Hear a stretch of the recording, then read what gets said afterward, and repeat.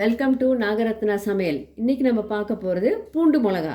தேவையான பொருட்கள்: பூண்டு, மிளகாத்தூள், அதாவது தனியாக கலந்த மிளகாத்தூள் தான் நான் யூஸ் பண்ணுறது, அதே தான் போடுவேன். உப்பு தேவையான அளவு, நெல்லெண்ணெய். இப்போ நம்ம பூண்டு, மிளகா, உப்பு எல்லாம் போட்டு மிக்சியில் அரைச்சிக்கலாம். தண்ணி விடாமல் அரைக்கணும். சின்ன கடாய் எடுத்துக்கோங்க. எண்ணெய் ஊற்றிட்டு அடுப்பை பற்ற வச்சுக்கோங்க. இப்போ எண்ணெய் நல்லா புகைய காஞ்சிடுச்சு. ஆஃப் பண்ணிவிடுங்க. இந்த மிளகாத்தூள் போட்டிருக்கோம் இல்லையா, அதில் எடுத்து ஊற்றுங்க. ஜஸ்ன்னு சவுண்ட் வரும் பாருங்கள், நல்லா பொங்கி. அவ்வளோதான், இது ரெடி ஆயிடுச்சு. நம்ம இட்லி, தோசை செம்மையாக இருக்கும். வாங்க நம்ம இப்போ பிளேட்டிங் பண்ணி பார்க்கலாம். இப்போ நம்ம ரெடியான பூண்டு மிளகா பார்த்துட்டுருக்கோம்.